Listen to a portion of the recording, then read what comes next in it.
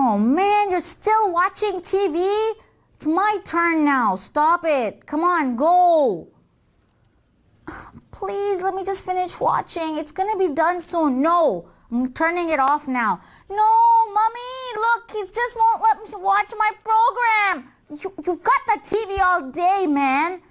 Yeah, but you watch so much too. It's my turn, and you know this is my favorite program. You know what? You're such a brat. No, get off the couch. Move. No, come on. Wait, don't change it now. Oh my God, I wanted to know what he was gonna... Mommy! Mommy, come here now! Oh, shut up. You're gonna get us both in trouble. Well, you are so mean. You're always mean to me. You don't let me have anything. You always take the window seat in the car. You're always so rude. I hate you. Well, I hate you first. Oh, here you go, Miss Crybaby. Oh, I swear, you know, why do girls have to cry about everything? Because you're mean. That's why. You're mean. I'm going to tell Mommy what you did. I'm going to tell her everything you did. You said you're going to bring my book. Where's my book? What book? Oh, God, you broke your promise. You borrowed my Harry Potter book, the whole set. I love my Harry Potter books, and I told you no. You said you'd bring it back. You promised. Whatever. You've already read the book, so what do you need it for? What do you mean what I need it for? They're my books, and I lent them to you. I didn't give them to you, and you promised you'll bring them. Where are they? Well, my friend wanted them, so I kind of let him have them. Big deal. Get over it already. It's online, I think. The whole thing. You can just down. No, I want. Bring them back now. I can't bring them back now. I gave them away, didn't I? What? You can't hear? You deaf? You're so rude. You're so mean. And you are a liar because you promised me you're going to give me my books back. And you gave them away? You had no right to do that. They were my books. So greedy, you know. So greedy. You have all these toys. You've got all this stuff. Big deal. So I gave a bunch of dumb books away. They are not dumb books. They are mine. And I loved them. And I wanted to read them again. But whatever I do with them, they were mine. And when you took them, you promised you'll give them back to me. I gave them to you because you promised. You know, we read about this in madrasa. Because in the Holy Quran, Allah subhanahu wa ta'ala says, and fulfill the promise. Surely every promise will be questioned about. Every question will be about you, bad brother Ali. Did you hurt your little sister Zainab? Did you lie to her and promise to bring her back? Oh yeah, Allah's going to have all this time to sit here and ask about a bunch of stupid Harry Potter books on the day of judgment. Yeah. Oh, you laugh now. But Allah's promises, you know, He promises things and He doesn't go back on His promises. And He's promised that on the day of judgment, every promise shall be questioned about. You can't call yourself a Muslim and break a promise. What kind of kid are you? Allah subhanahu wa ta'ala has said in the Holy Quran, O you who believe, fulfill the obligations. And that's Surah Maida, Ayat 1.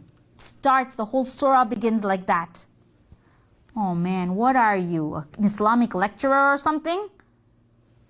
I'm just trying to tell you what the Quran said. Now you're going to make fun of me? Not making fun of you. I'm saying, what do you think?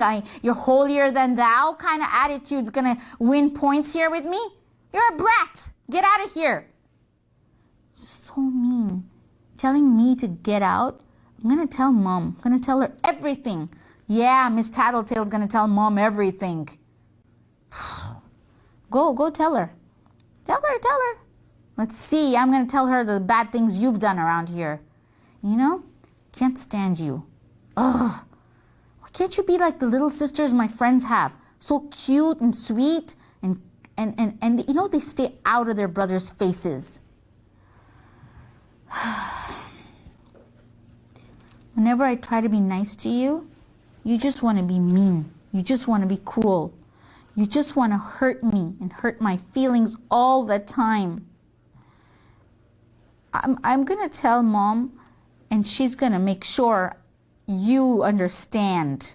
You understand what you did.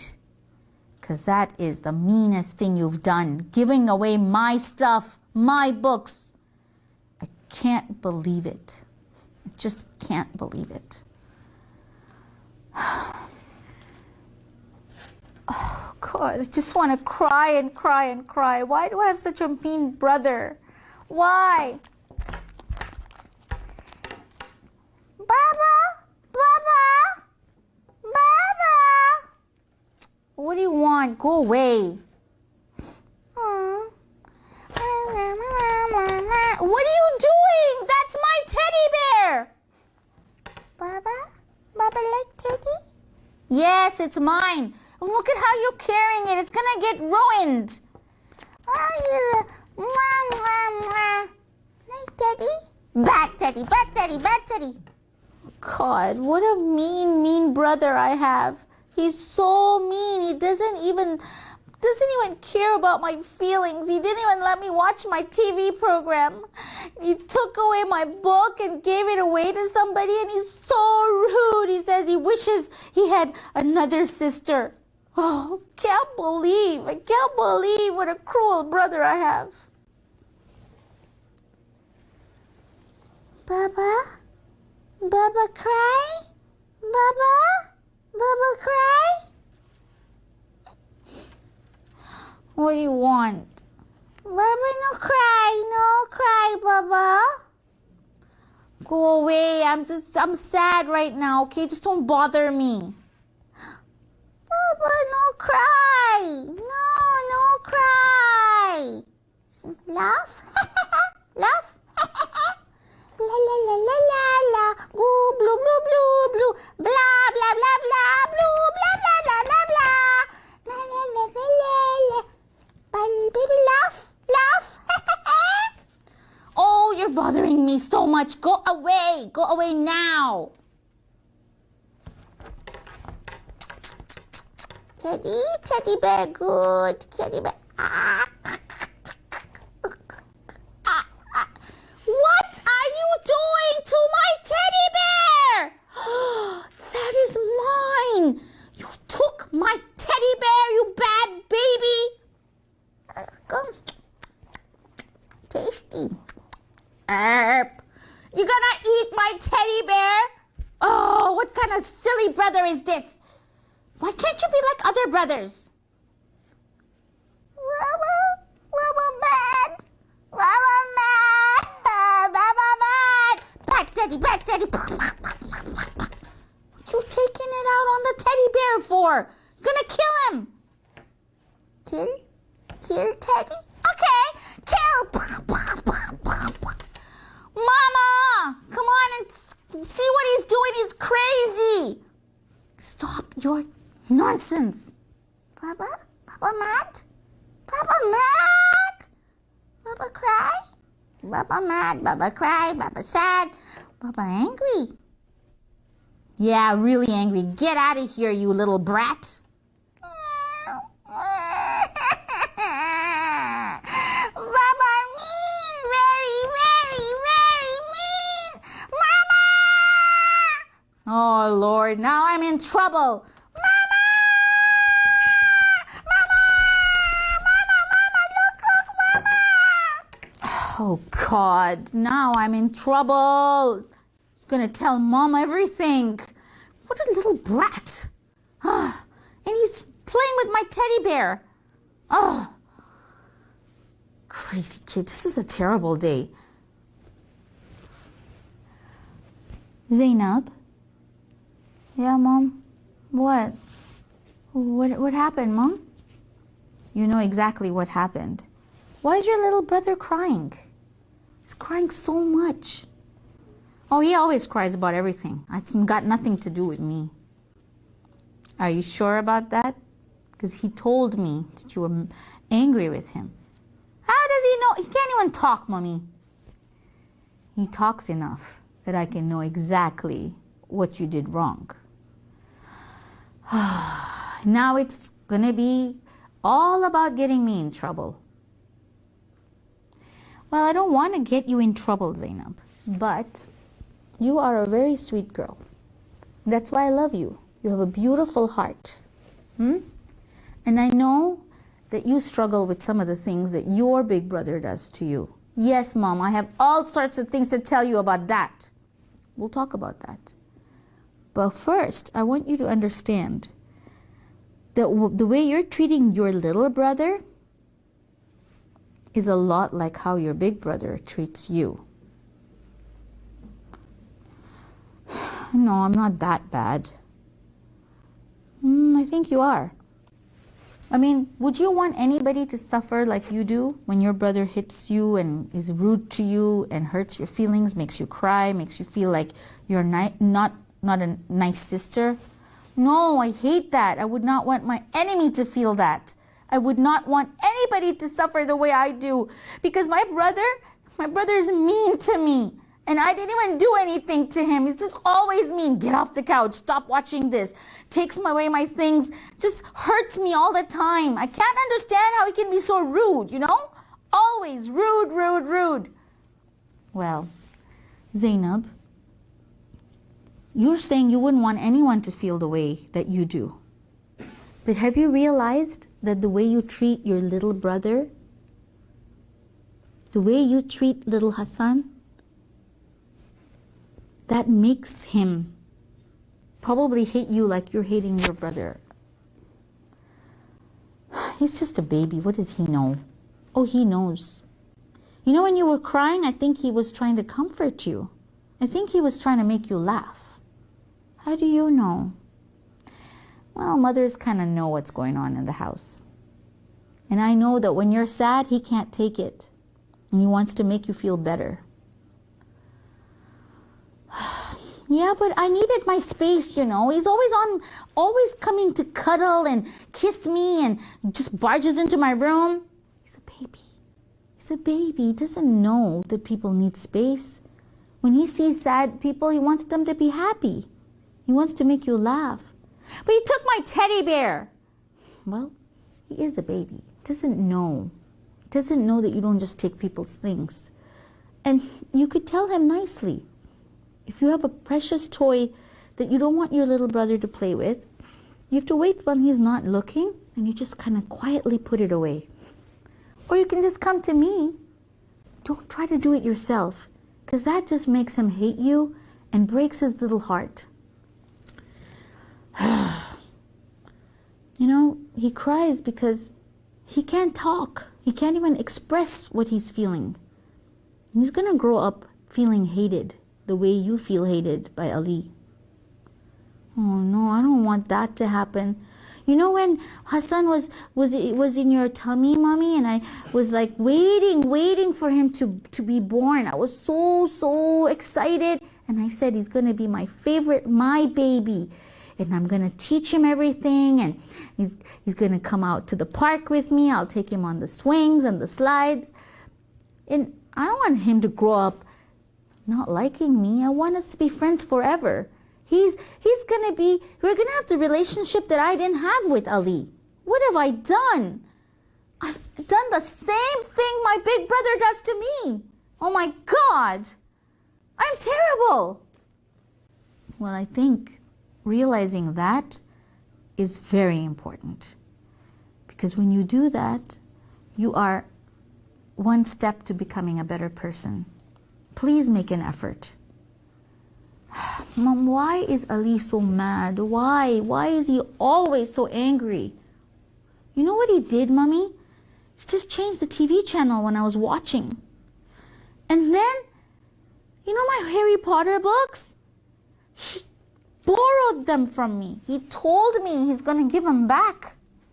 And then, you know what he did? He gave them away to his friend at school. I cannot believe it. Oh, can't believe it. Ali? Ali? What? Yes, Mommy. What's this I'm hearing? Did you give away something that belongs to Zainab to one of your friends? I did? You know, there's something about you children. You guys are always, you don't tell the truth. This is terrible. I'm not going to accept any lies. When I asked you about Hassan and if you had bothered him, you said you had nothing to do with it, Zainab. I thought you'll be mad, Mom. And when I asked you about this book of Zainab's, you told Mom. You acted like you didn't know anything about it. See, don't lie, guys. Don't lie. These are terrible things that you're doing. And I am very, very disappointed because I've told you in the past, Allah subhanahu wa ta'ala does not like lies. It's a quality of a true believer. A believer's heart doesn't even lie. A heart doesn't lie. You're openly saying things and acting like you haven't done anything wrong. We're going to have a talk, Ali. And we're going to talk about taking something that belongs to somebody else and not giving it back. We're going to have that conversation. But right now, what I want you guys to understand is that your behavior at home has got to change. Oh. Well, I'm glad you're realizing that's very important. But I want you all to get along. You know, Allah subhanahu wa ta'ala says that the believers are brothers of each other, brothers and sisters. Just being a Muslim makes us a brother and a sister. But look at you guys, your actual brother and sister. You can't get along? But Mom, she's so annoying. Well, he's so rude. I know you're acting bad with each other, but that's not a good enough reason. You've got to watch how you behave, Ali. You can't just change the channel when somebody's watching something. I know that she's had the TV for a long time, but if her program has 5 minutes left, surely you could be patient. You have to be understanding. Because the next program's going to start in 5 minutes anyway. Why do you want to just be spiteful and take it away from her? Hiding the remote control, changing the station. And Mommy, he said that he wishes I was another sister, like his friend's sisters. Ali, don't hurt her like that. You have a perfectly beautiful, sweet sister. No, I don't. Yes. And if you worked on your relationship, you might find her to be the best friend that you wish you had. Huh? Really? Him, my best friend? Yeah, he could be. You just have to get along. Just make an effort. Don't just react impulsively. Think before you speak. Think about the other person. And communicate a little bit. Yeah, and I have to be nicer to Hassan as well. It's just so rude of me to treat him like that. I don't want him to think I'm so mean and cruel and heartless. Are you saying I'm heartless? I didn't say anything. You looked at me and said heartless. Well, if the shoe fits. Guys, you're starting again. Oh, sorry. Sorry. Can we all please just get along? Fine. You want the TV, you can have it. No. Anyway, the program I'm watching, maybe you'd like to watch it with me. Really? You're gonna tell me, you're gonna watch TV with me? Well, it's not gonna be a sissy girly show. That's okay. I'll try to watch. Okay, come, let's go. It's almost gonna start now. All right, this is gonna be fun. I wanna know what you like, you know? Oh yeah, really? Okay, someday I'll watch My Little Pony with you. Really? Who knows? Maybe I'll like it.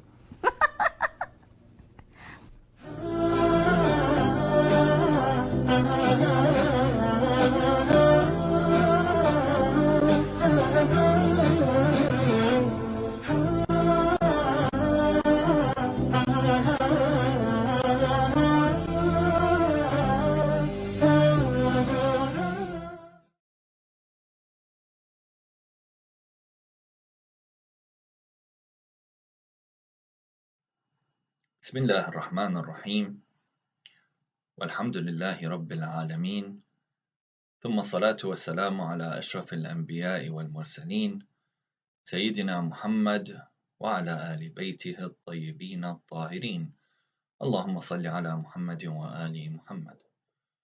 In this short talk, we will be looking at some of the forces and some of the helpers of al-aql, of the intellect, and also some of the forces and some of the helpers of al-jahl, the ignorance.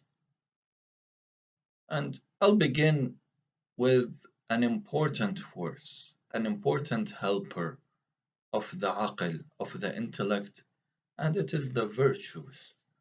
A number of virtues that will always be with the intellect, and it has a very close connection to it. This can be seen in numerous ahadith of the Ahlul Bayt salamullahi alayhim, such as the hadith that is narrated in Al-Kafi, stating that Amir al-Mu'mineen salamullahi alayhi has said that once Angel Gabriel, Angel Jibra'il, has descended on Prophet Adam salamullahi alayhi, and he said to him, Ya Adam, إني أمرت أن أخيرك واحدة من ثلاث فاخترها ودع اثنتين. O Adam, I have been commanded to give you the choice between one of three options. So choose one and leave the others. So Adam replied, Ya Jibra'il, وما الثلاث? O Jibra'il, O Gabriel, what are the three choices? So Jibra'il said, Al-aqlu wal-haya wal-deen. Intellect, modesty, and faith. So Adam said, إني قد اخترت العقل. I choose the intellect. So Jibra'il turned to modesty and faith and told them, Insarifa wada'a, go and leave him. Modesty and faith both responded to Jibra'il, and they said, Ya Jibra'il, إنا أمرنا أن نكون مع العاقل حيث كان. O Gabriel, we have been commanded to be with the intellect wherever it goes. So Jibra'il then ascended to heaven. Because intellect is a force that recognizes good and it drives people towards it, it certainly will lead people towards modesty. A rational person will no doubt incline towards modesty, that would deter him from falling into vice. And alongside the intellect, which already drives towards what is good, modesty will always be there to deter the individual from falling into sin. Another virtue that will accompany the intellect, that will accompany the aql,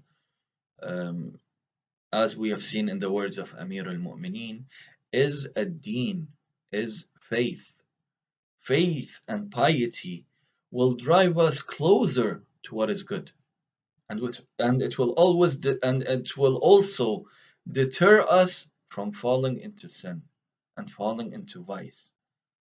Al-Mawla al-Mazandarani, who is one of our great scholars, who wrote a valuable commentary on the ahadith of Al-Kafi, he said that as-siratul mustaqim, the straight path, the right path, that will take anyone traveling on it closer to virtue and away from vice and away from sin. What is this Siratul Mustaqim? What is this straight path? It's basically the knowledge of the totality of factors that brings a person closer to his Lord and makes him act on his commands, as well as knowledge of the totality of factors that leads an individual away from Allah and not falling into what has been prohibited, what is haram. This is basically what deen is. This is basically what faith and religion is. Therefore, whoever maintains a true intellect will earn many more virtues that will light up his way to happiness and bliss. And it will help him in his struggle with the self, with the nafs, in the struggle with the jahl, with the ignorance and its soldiers. Modesty and faith will always be on the other side. It will be on the side of the intellect. Actually, with every degree of ignorance comes a degradation in degrees of faith and modesty. Any community, any society that is entrenched in evil and corruption, you will not see them have either of these virtues. The dissolution of ethics, the rampant social corruption will drive an individual to a point where modesty is lost. Even if that person has reached high levels of knowledge. Brothers and sisters, from an ethical perspective, intellect is something that is very different from mere knowledge. As it is clear in the words of Ahlul Bayt Salamullahi alayhi. A society that has high scientific and technological achievement does not necessarily be considered intellectual from the ethical perspective. It can be considered ignorant societies from that perspective. Why? Because they lack the forces that drives them towards goodness and deter them from evil and corruption.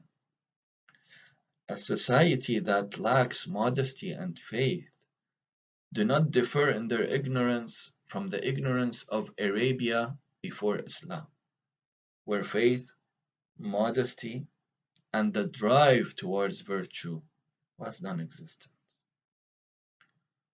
So amongst the forces of intellect is faith and modesty and all the virtues that you can think of.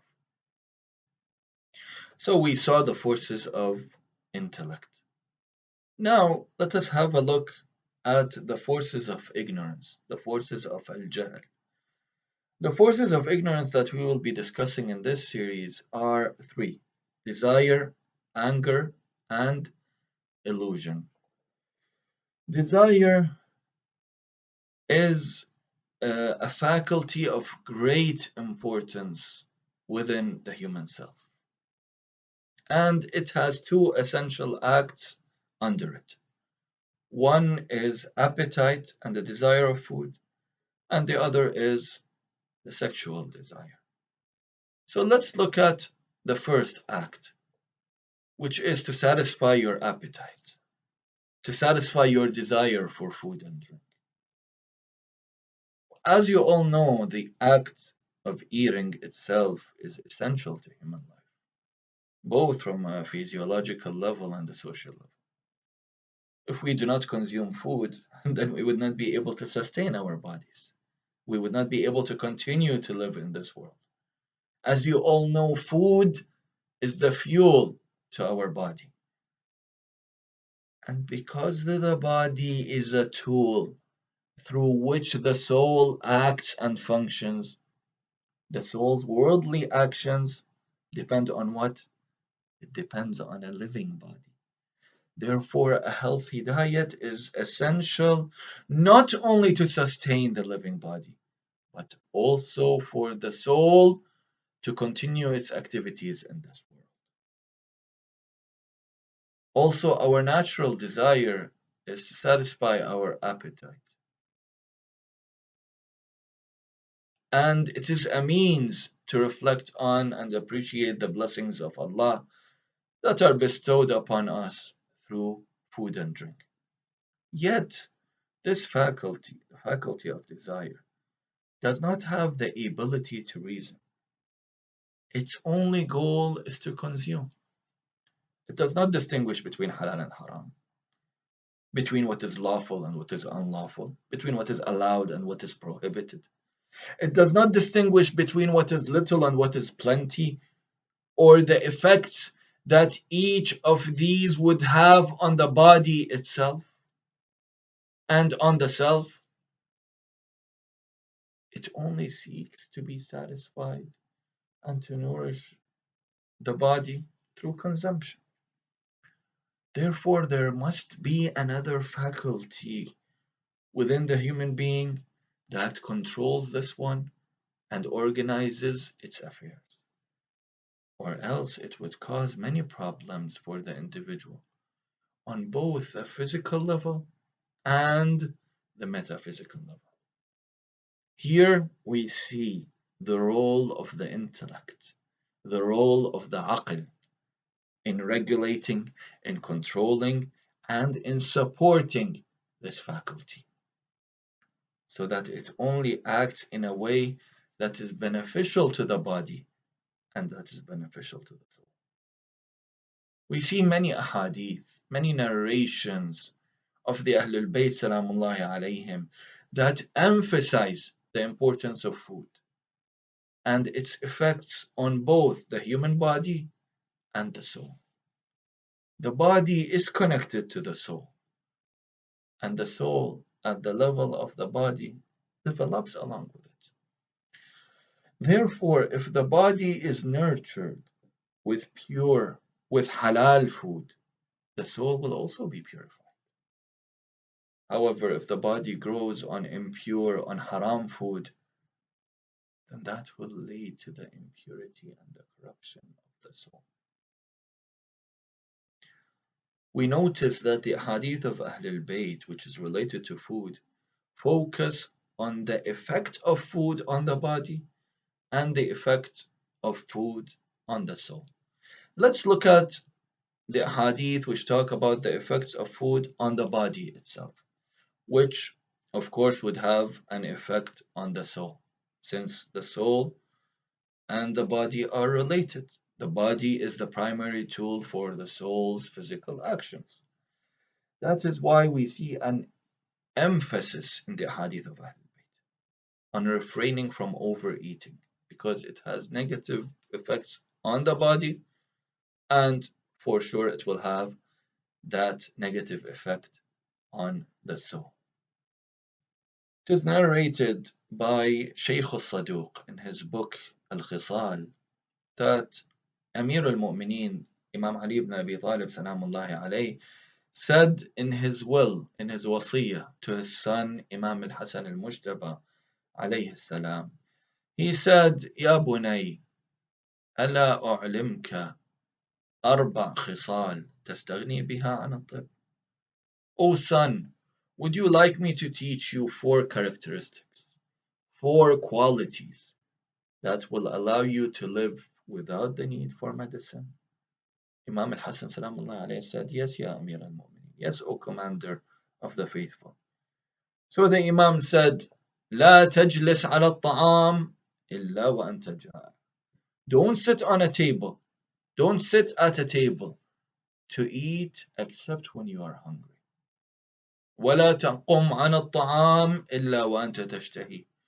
Always leave the table while you still crave the food. وجود المضغ. Chew well. وإذا نمت فاعرض نفسك على الخلاء. And if you want to go to sleep, then use the restroom first. Then Amir al-Mu'mineen says, فإذا استعملت هذا استغنيت عن الطب. If you follow my advice, you will not need medicine. In another hadith, Amir al-Mu'mineen says, إياك وإدمان الشراب فإنه يهيج الأسقام ويثير العلل. Beware of addiction, of satisfying your appetite fully. Why, Ya Amir al-Mu'mineen? For it trials ailments and brings about illnesses. Notice how one minor act, which is not fully satisfying our appetite, can keep our body healthy and can avoid us many illnesses and diseases. In the upcoming talk, inshallah, we will be looking at more ahadith and at narrations with regards to how our own diet can have an effect on the soul. And we will also look at the other act of desire. والحمد لله رب العالمين ثم الصلاة والسلام على أشرف الأنبياء والمرسلين سيدنا محمد وآله الطاهرين.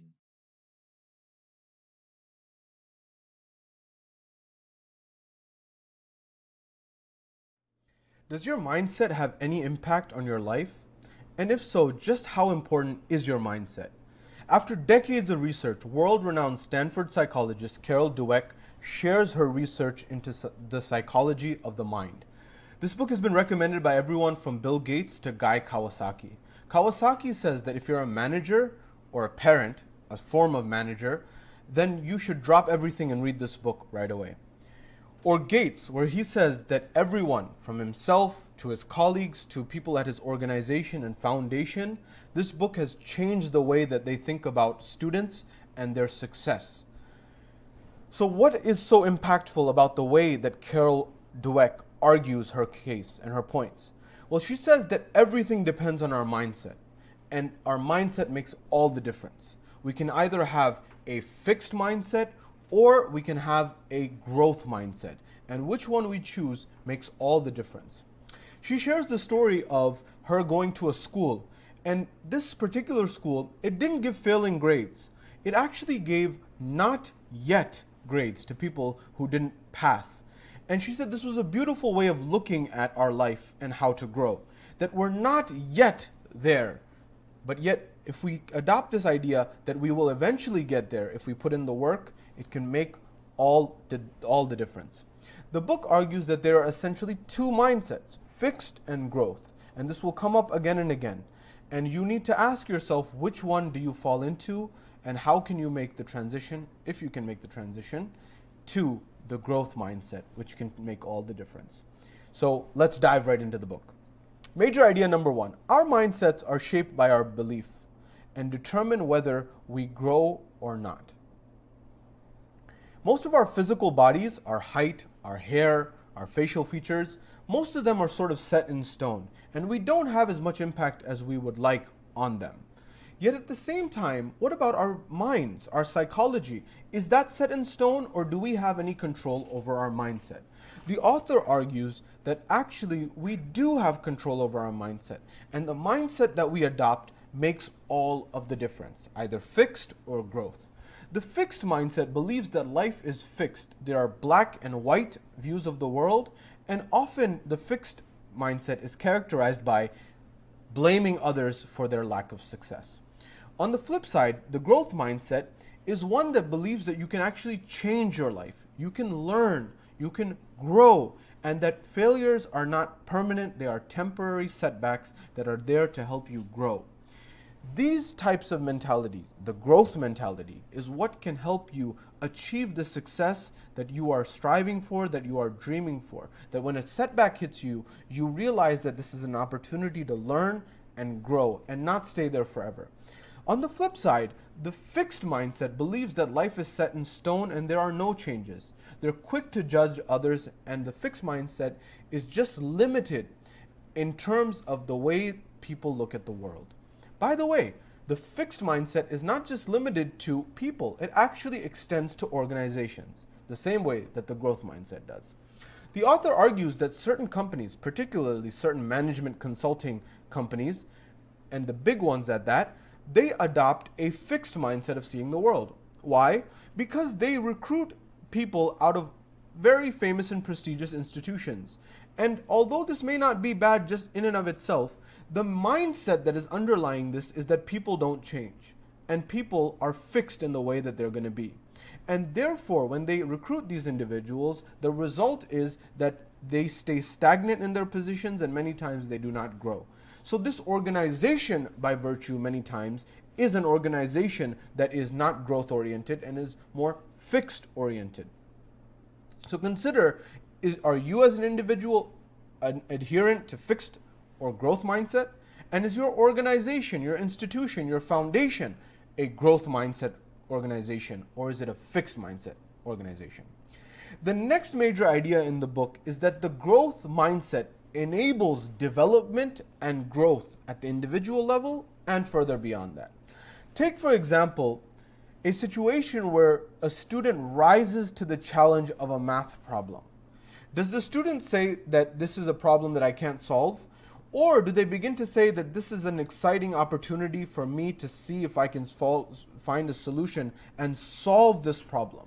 How you look at that problem makes all the difference. People who have a growth mindset have specific characteristics which enable them to succeed, such as the ability to get satisfaction and push the limits to achieve their best.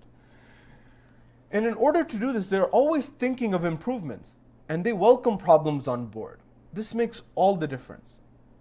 On the flip side, if you consider the fixed mindset, an individual often seeks approval from others in the fixed mindset. Whereas in the growth mindset, the individual doesn't necessarily seek approval from others, but rather seeks to develop themselves. This makes a tremendous difference. Take the example of Lee Iacocca, at the helm, the CEO of the automotive industry of Chrysler, a very renowned individual. He started off well, but eventually when he took on the mantle and the leadership, he developed a mindset of seeing himself as the strong leader. And as part of that, he adopted a fixed mindset. And the way this became manifested and understood by others was that he really cared about how people looked at him. It was very important to Lee Iacocca how he was viewed. And this led him to adopt a fixed mentality where it made it very hierarchical, that he's at the top and people must listen to him. And the effect of this was that the growth mentality did not develop as much as it could, and the fixed mentality took a hold, and the company suffered as a result. But on the other hand, if you take the likes of someone such as Lee Gausner at IBM, he was an individual who actually adopted a development mindset, a development outlook. And he actually permeated this throughout IBM as a corporation. And what this looked like was, he actually, rather than making the organization strictly hierarchical, he made it more flat. He had teams collaborate more, and he had people voice their opinion more. And he actually encouraged teamwork and communication, even if this came at the expense of his quote-unquote prestige as a leader. He was saying that this is what needs to be done for all of us and our organization to grow. And it needs to be such that it's not just that I and my prestige and how people look at me and think about me matters. That doesn't matter as much as the mattering of making sure that everyone is looked after and everyone's thoughts and ideas are heard so that we develop as an organization. This led, and this mindset led, to IBM flourishing as a company for years to come. The next major idea in the book, idea number 3, is that the fixed mindset looks at failures as disasters, and the growth mindset looks at failures as opportunities. Consider the famous golfer Sergio Garcia. When he would be faced with defeat and lose a golf match, at times he would get very angry and very upset, to the extent that he would fire his caddies who were holding his golf clubs, and also, for example, throw shoes at people in certain cases. This is a characteristic of the fixed mindset, blaming others, also to the extent of taking out your anger upon them, and also going further to see that loss and that defeat as permanent as opposed to temporary. Whereas the person with a growth mindset sees defeat as temporary and a learning opportunity. It makes an entire difference of how you see this situation. Take the example of Michael Jordan, the famous basketball player. He himself says that he missed countless free throws, countless shots, many on the game-winning shots, potential game-winning shots. When the game was on the line, he missed those. He missed dunks. He missed many opportunities which he could have made use of. But he didn't use this to see it as a defeat. Rather, he used those opportunities to make his weaknesses into strengths, to transform his weaknesses into strengths. That makes all the difference. This is a key characteristic of the growth mindset of an individual. Are they willing to take their weaknesses and make it the strength? In the case of Michael Jordan, it was taking his defense, and actually turning it into one of his strengths, to the point that he was known as an offensive player, but eventually he became one of the best defensive players in the league. This is a growth mindset. Furthermore, the fixed mindset avoids difficulties, whereas the growth mindset embraces difficulties. Carol Dweck gives the example of a violinist who, although young, she made a mistake during the playing of the instrument, and she was demoralized, defeated, and broken by this mistake. Now, when challenges like this emerge, it can be difficult, but how you deal with this in terms of your mindset makes all of the difference. She equated that mistake with her making a mistake as an individual human being. And so the loss or the failure, as she saw it, was part of who her personality was as an individual. This is a characteristic of the fixed mindset. Whereas on the flip side, we take a growth mindset example. Christopher Reeve, Superman, the actor, who in the 1970s, some decades ago, he actually became paralyzed. When he became paralyzed, the doctors told him he would never walk again. He would never move again. He would never be able to move from the neck down. Yet, he did not accept this right away. He adopted a growth mindset, and he began to train and he began to get therapy to help him in this journey. And he saw it as a journey. And so he began to eventually train to the extent that he finally began to move his hands. Then he began to move his arms. Then he began to move his shoulders, up until the point he began to move his entire upper body.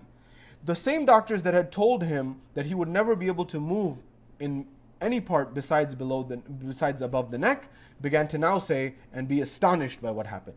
All because of a growth mindset, that things can be changed as much as you put the effort into trying to do that. Major point number 4. Role models influence our mindset, particularly those that we adopt while we're young. The development of our mindset begins at birth. Parents can actually be seen as our first mentors or managers and have a great impact on our mindset. Teachers have a big impact on our mindset as well.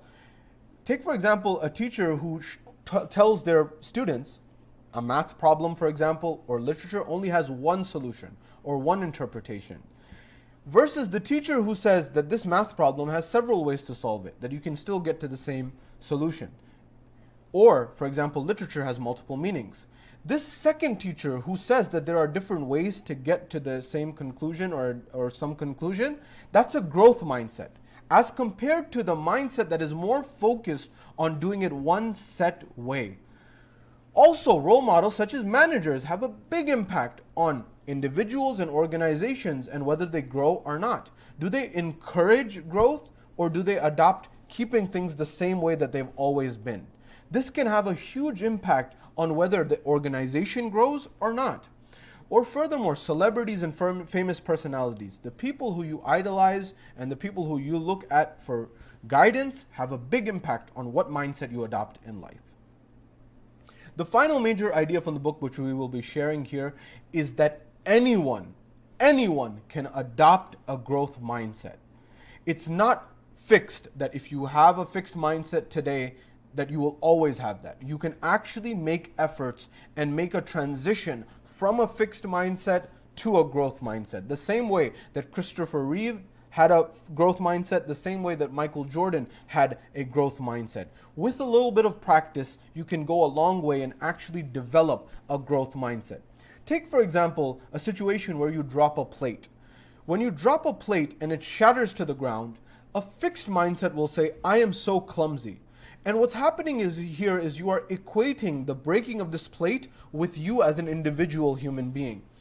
Whereas if you adopt a growth mindset, you begin to say, the plate broke, I'll clean it up, I will learn from this and try not to make this mistake again. It's a completely different way of thinking. You're not equating the breaking of the plate with who you are as an individual. And this makes all of the difference. How you deal with those difficulties. The same way Christopher Reeve dealt with parts of his paralysis to the point that he was able to overcome much of it, and to the extent of Michael Jordan and dealing with adversity and being able to make his weaknesses his strengths to become one of the best athletes in the world. How you look at difficulties changes the entire dynamic. The mindset that you adopt changes the entire dynamic. Not only at the individual level, but also at the organizational level in the case of Chrysler or IBM or several other organizations. Are you a fixed growth fixed organization or a growth organization. I hope these insights have been valuable to you. This is decades of research that's been condensed into the book by Carol Dweck, the Stanford psychologist.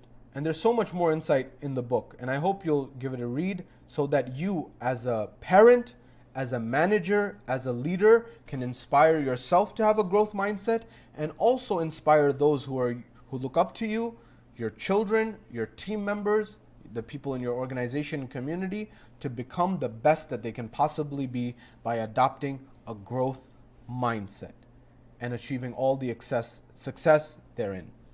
I wish you all the best.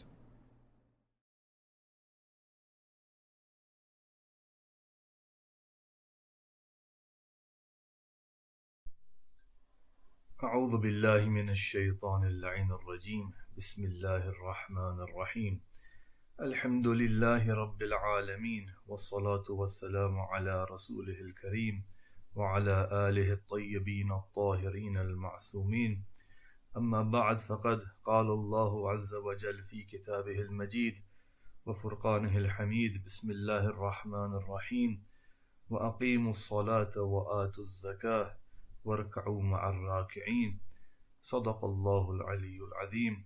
Dear brothers and sisters, Assalamu alaikum wa rahmatullahi wa barakatuh. In this verse and in many other verses throughout the Holy Quran, Allah subhanahu wa ta'ala reminds us of the importance of sacrificing what we find in our hands, within our possession, and spending it and giving it as zakat, as khums, as sadaqah, as nafaqah, to the poor and needy, to the orphans, to other good causes, to one's family and friends. And this is one of the pillars of Islam, that alongside praying and connecting with God, God wishes us to connect to others and to help and support others in their struggles of this world. The sign of the mu'min is that he spends in the way of Allah and pays his dues, and indeed more than that. The sign of the unbeliever, as mentioned in Surah Yasin, is that they say, when they are asked to give charity, وَإِذَا قِيلَ لَهُمْ أَنْفِقُوا مِمَّا رَزَقَكُمُ اللَّهُ قَالَ الَّذِينَ كَفَرُوا لِلَّذِينَ آمَنُوا أَنُطْعِمُ مَنْ لَوْ يَشَاءُ اللَّهُ أَطْعَمَهُ. That when the mu'mineen come to the non-believers and they ask them to give charity from what Allah has given them, they say that, shall we feed those who Allah could feed if He wanted to? So this is the attitude of the non-believers, and the attitude of the believer is to give, and to give without stinginess, to give without remorse. And indeed zakat is an obligation and a means by which we can cleanse our wealth. And this is why it is called zakat, which originally means purification, and the word tazkiyah is another derivative of the word. Cleansing our wealth means that we have a right over it now. And you will see that this is what khums is all about as well. So the scholars will say that the zakat in the Quran doesn't simply refer to the zakat in the way we know it, in terms of the jurisprudence that we have come to know, but all religious dues which upon payment cleanses our wealth, our property, in order for us to have a right over using it, and this includes khums as well. However, in this session I wish to speak of zakat in the jurisprudential terminology, and they divide it into two parts. Firstly, zakatul mal, and secondly, zakatul fitra. Zakatul mal is the Islamic tax that is due on a number of things that are owned, and in particular they are gold and silver coins, which are legal tender and currency. There are certain livestock, in particular the camels, the cows, goats and sheep. And there are certain crops, in particular wheat, barley, dates and raisins. Zakat isn't obligatory on anything except these items. The gold and silver coins are no longer used as currency nowadays anywhere really, so we put that aside, and there are farmers who have the crops and the livestock that I have mentioned, And there are certain other conditions and thresholds that need to be considered as well. That if that threshold, that nisab, isn't reached or the conditions are not fulfilled, then there is no zakat obligated on the person. So we end up in a situation where this form of zakat is not obligatory on us, and especially for those of us who live in the West. But I remind myself and my brothers and sisters that listen to the message of the Holy Quran and give voluntary. And Allah has promised in the Quran in numerous verses that whatever you give, Allah knows. He will recompense you. He will pay it back to you manyfold. It is not a loss, it is an investment for your akhirah. So moving on to the second type of zakat, and this is known as zakat al-fitrah. Now the period during which it is to be paid, of course, is from Maghrib time on the night of Eid al-Fitr. Okay, what we call Laylatul Fitr, the Eve, the night before the day of Fitr, until one begins the Eid prayers in the next morning. If one isn't performing the Eid prayers for any reason, then it is the time to pay it is until the time of Zawal, midday, noon. It can be paid in advance during the month of Ramadan, according to Ayatollah al-Uzma, Sayyid al-Sistani, Damadilluhum. Who is the one who is obligated to pay? It is the head of the household, the one others are dependent upon.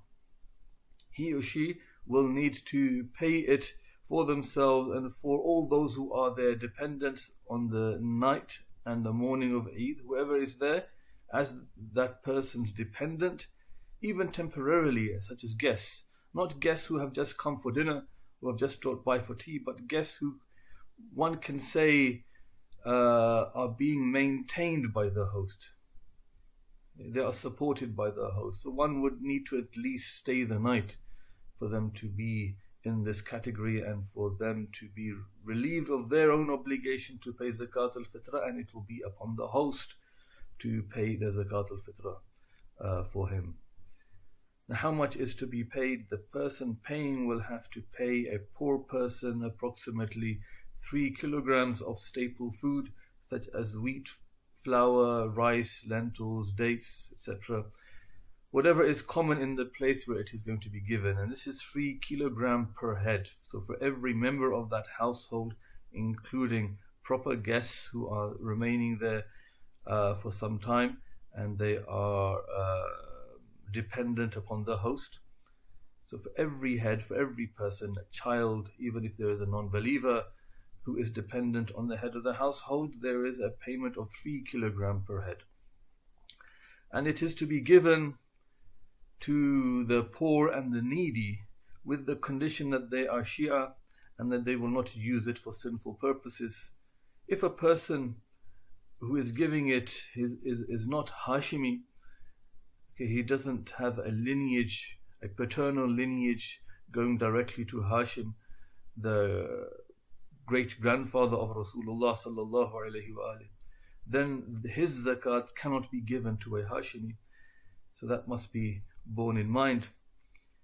If it is put aside with the intention that it is zakat al-fitrah, okay, we've taken the cash out, we put it aside, this is zakat al-fitrah. Those same coins and banknotes will have to be received by the beneficiary. That is your zakat.